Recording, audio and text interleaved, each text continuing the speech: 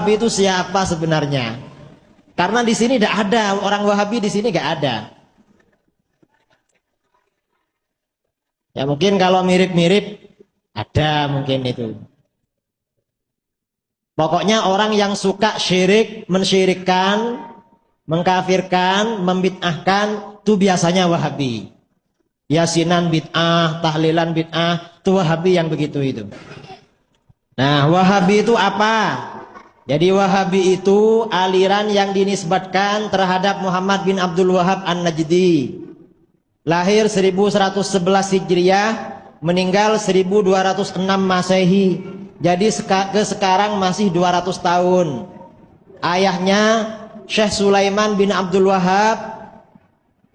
Syekh Abdul Wahab bin Sulaiman, seorang ulama bermazhab Hambali yang harismatik dan menjadi hakim di distrik Uyainah. Syekh Muhammad bin Abdul Wahab mulai menyebarkan dakwahnya setelah ayahnya wafat. Jadi ketika masih ada ayahnya, beliau belum menyebarkan dakwahnya. Ada hadis-hadis Nabi, kata para ulama, yang mengisyaratkan terhadap aliran Wahabi. Di antaranya hadis riwayat Imam Bukhari, ketika Nabi mendoakan negara Yaman dan Syam, Nabi diminta untuk mendoakan negara Najd, tetapi Nabi tidak berkenan sampai 3 kali. Jadi Nabi berdoa, Allahumma barik lana fi Syamina wa fi Yamanina. Ya Allah, berkahilah negara Syam dan Yaman bagi kami.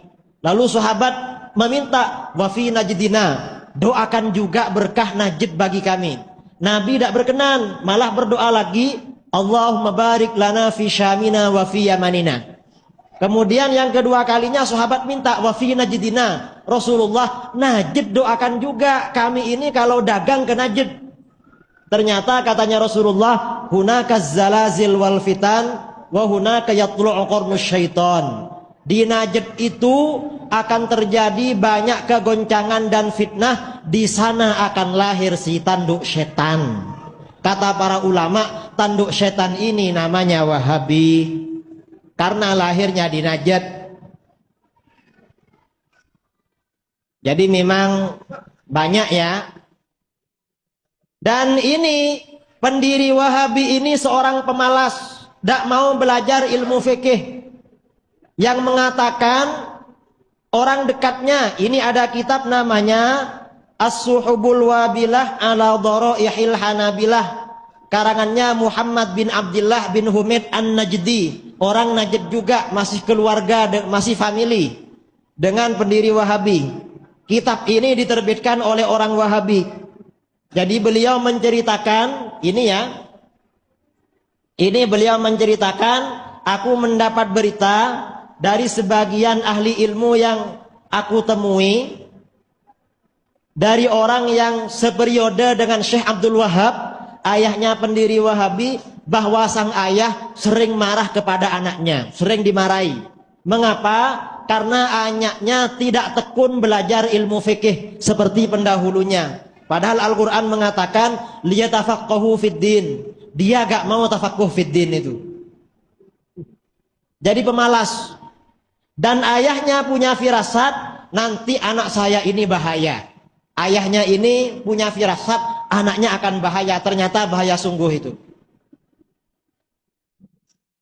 Setelah ayahnya meninggal, Syekh Muhammad bin Abdul Wahab mulai menyebarkan ajarannya. Jadi ini menurut kakaknya sendiri ya, katanya sang kakak, pendiri Wahabi di mata kakaknya adalah mengklaim mujtahid mutlak, menolak pendapat orang lain, mewajibkan orang lain mengikuti pendapatnya, mengkafirkan lawan pendapatnya, pribadinya tidak alim, mengkafirkan seluruh umat Islam. Ini kata kakaknya. Jadi kakaknya membantah adiknya yang Wahabi ini. Ini buktinya kalau dia mengkafirkan seluruh umat Islam. Dia punya kitab namanya Kasyfus Syubuhat. Ini kitab terbitan Wahabi sendiri. Saya punya kitab aslinya. Halaman 21, dia menyatakan kesyirikan umat Islam selain Wahabi lebih berat daripada kesyirikan kaum musyrik jahiliyah. Jadi kesyirikan orang Banjar, orang Madura, orang Jawa, orang Bugis melebihi kesyirikan orang jahiliyah. Kalau udah ikut Wahabi, kalau ikut Wahabi Islam.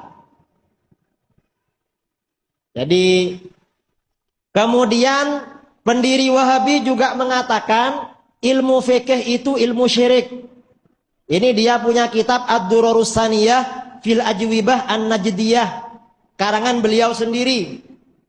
Juz 2 halaman 59. Ilmu fikih dikatakan ilmu syirik. Para ulama fikih itu setan. Jadi benci sama ulama.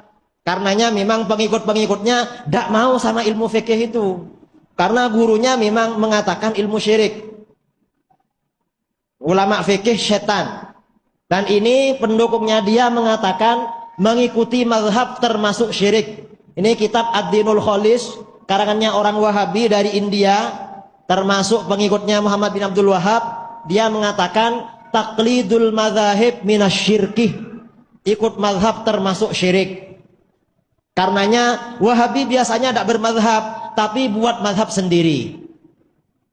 Jadi orang lain tidak boleh ikut mazhab, tapi harus ikut mazhabnya dia. Dari syirik ke syirik juga itu.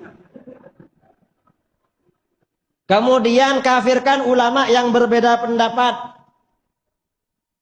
Ini mengkafirkan guru-gurunya.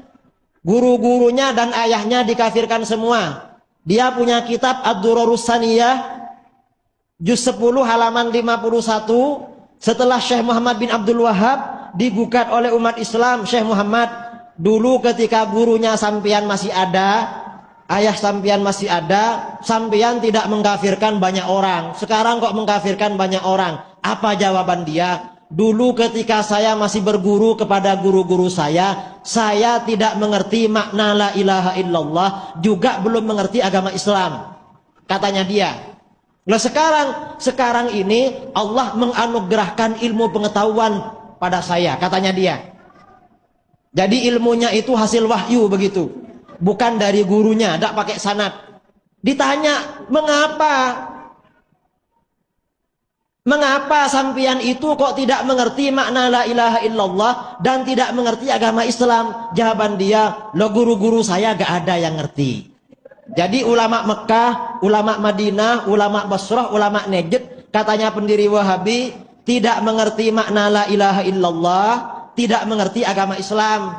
Kira-kira layak disebut muslim, tidak ngerti la ilaha illallah, tidak ngerti Islam. Muslim apa enggak? Bukan muslim. Maksudnya bagaimana? Syekh Muhammad bin Abdul Wahab ini secara tidak langsung gurunya itu kafir semua. Ini Wahabi. Ini kitab beliau, bukan kitabnya orang NU ini. Saya dari kitab aslinya. Ini mengkafirkan ulama yang berbeda pendapat. Ulama sufi lebih kafir daripada Yahudi dan Nasrani. Jadi kalau orang ikut torekot seperti di mana Kalimantan Selatan ikut torekot Samaniyah Syekh Arsyad Banjari, itu lebih kafir daripada Yahudi Nasrani itu. Kemudian mengkafirkan para ulama dengan mentahrif hadis Nabi. Jadi ulama semuanya dikafirkan. Ini kitab Wahabi semua.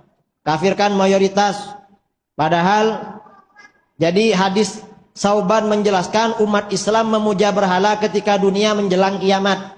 Jadi mentahrif hadis. Banyak hadis yang ditahrif sama dia, sama Wahabi ini. Ini saya kira penjelasannya singkat-singkat saja ya. Karena kalau terlalu rinci, ini mestinya satu slide ini 2 jam.